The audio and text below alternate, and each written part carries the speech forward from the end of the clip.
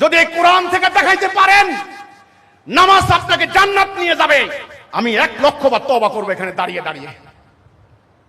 নামাজ তার জন্য যেই লোক মুমিন হওয়ার চিন্তা করবে। নামাজ মুমিনের জন্য, রোজা মুমিনের জন্য, হজ মুমিনের জন্য, যাকাত মুমিনের জন্য, গুনাহ মাফ করবেন মুমিনের, জান্নাত মুমিনের জন্য।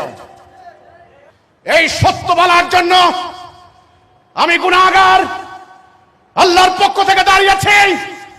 আমার কণ্ঠকে রুদ্ধ করতে পারবে না কেন ইনশাআল্লাহ। আমার ভাষণ, আমার আহ্বান ইথারে ভাসবে, আমার আহ্বান পৃথিবীর সমস্ত ওই প্রান্তে চলে যাবে। আমি আল্লাহর মনোনীত, আমি দাঁড়িয়েছি তাওহীদের পক্ষে, মানব জাতিকে ঐক্যবদ্ধ করার জন্য। কাজেই হে মানুষ, আজকে তোমরা ইবলিসের দাসত্ব করছো, আজকে তোমরা শয়তানের আনুগত্য করছো। তোমাদেরকে দাসত্ব পরিহার করতেই হবে।